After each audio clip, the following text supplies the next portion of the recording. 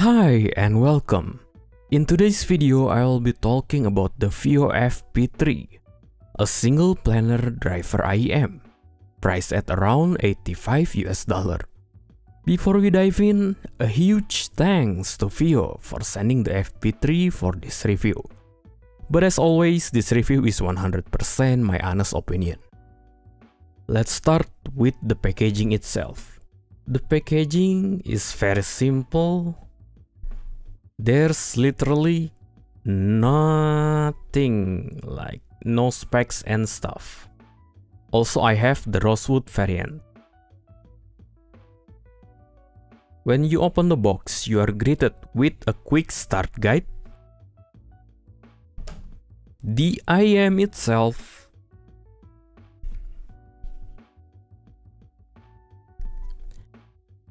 and some accessories.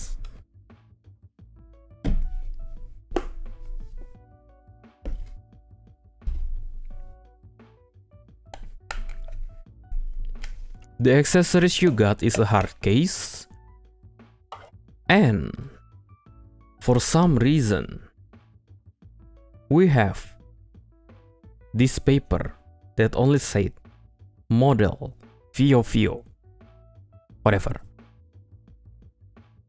And we get 2 sets of ear tips. Should I open the ear tips? Yeah, sure. Oops. You got this one, and I believe the other one is a generic.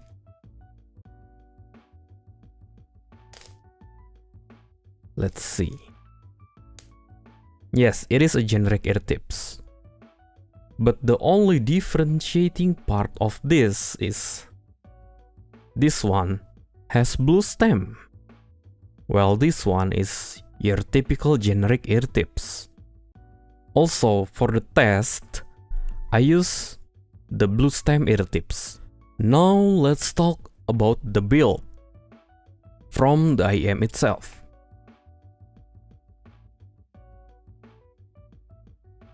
The IEM honestly looks amazing, especially at $85. I believe the faceplate is made from real wood, and as I said, I got the Rosewood variant and there is a black walnut variant, which both look very premium for its price. As for the rest of the body, like this part, I believe it is made from some kind of resin, but I'm not sure though. As for the cable itself, it's just okay. Also, interesting. Now Vio choose to use 2-pin instead of MMCX. The cable itself is nothing premium. Also, sadly, it didn't come with a modular options. The cable only have one option, and it is a single-ended 3.5mm. Let's talk about the comfort of the IEM. When it comes to comfort, this IEM has an okay comfort.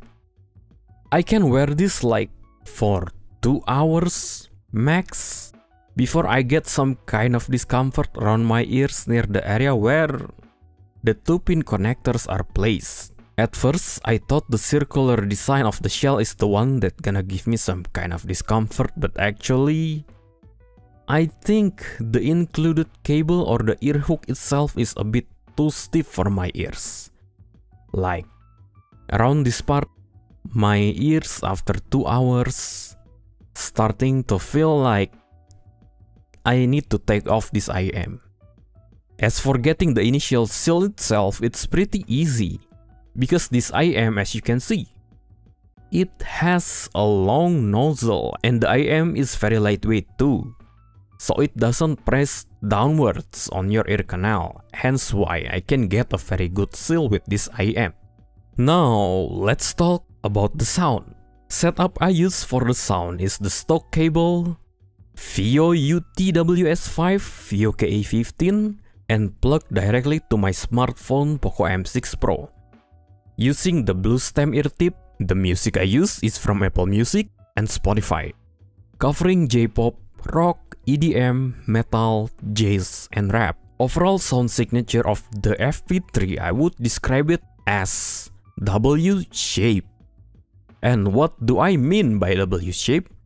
It has a pronounced thick bass, forward mid-range with forward treble. Now let's start from the bass. I believe the bass is where the FP3 shines. The bass is very speedy and thick and punch like a planar bass, because it is a planar IM, duh.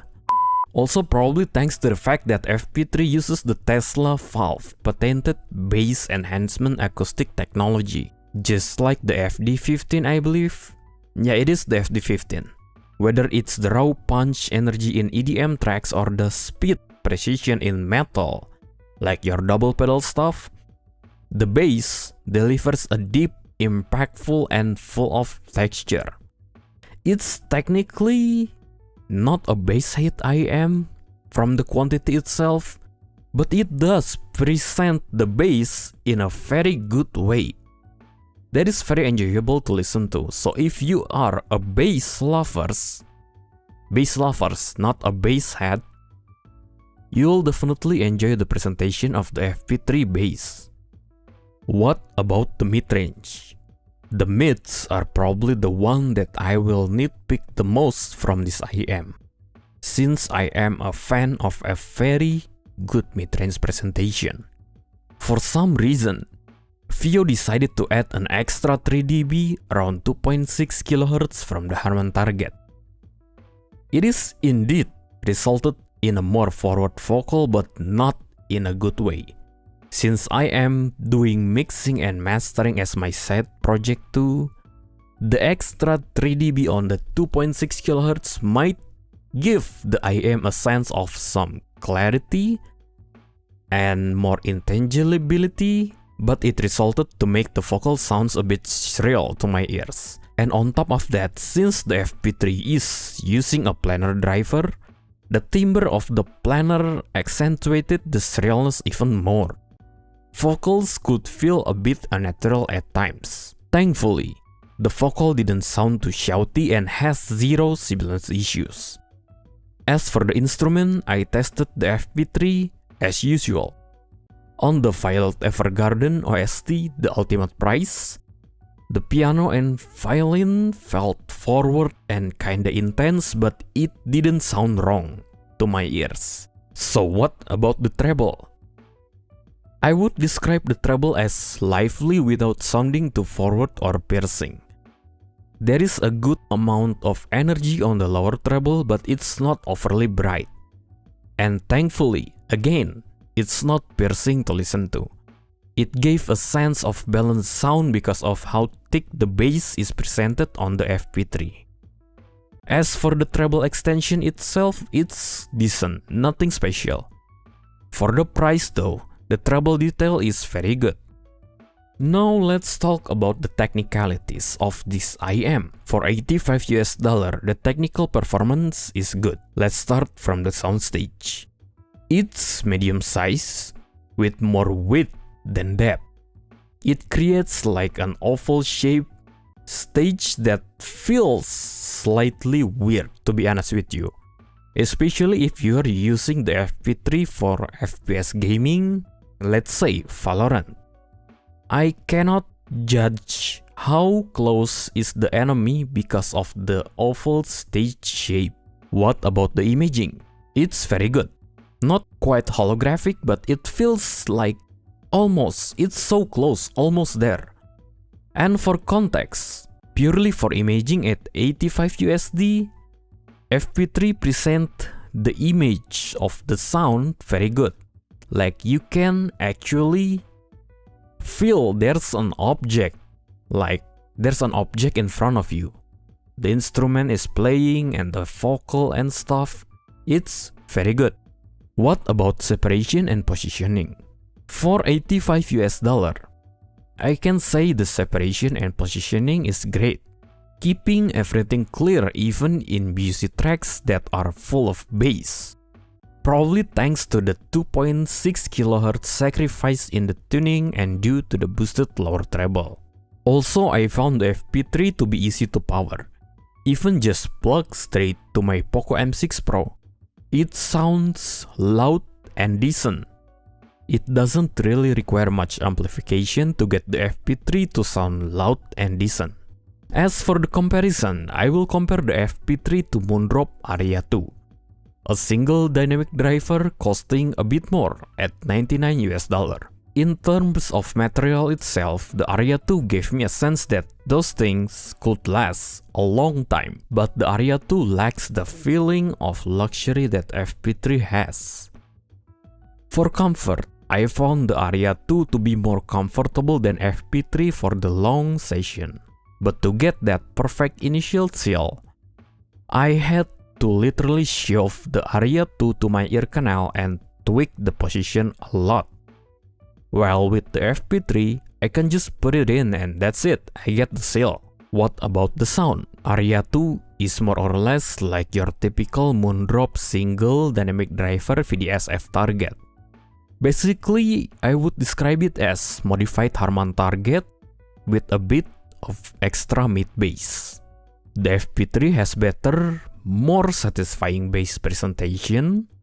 Vocal and instrument sounds more correct in timbre on Aria 2. As for the treble, Aria 2 has more relaxed treble presentation while the FP3 have a more forward lower treble presentation. Technicalities, I would give the edge to the FP3 probably due to the fact FP3 uses a planar driver. So what is my conclusion of this review? Is the FP3 worth it? I would say it depends. For $85, if you're into a very satisfying planar bass response, then yeah. Also the build quality and the feel of luxury for the wooden faceplate, like you can see, it looks really nice, making the FP3 a great option to choose from the crowded sub $100 market. But just a reminder, the vocal presentation is not the best, but it's also not the worst on the sub $100 market. Okay, thanks so much for sticking around to the end. If you found this review helpful, do me a favor, leave a like, hit subscribe and share this video with your friends. I'll catch you in the next one. Bye for now.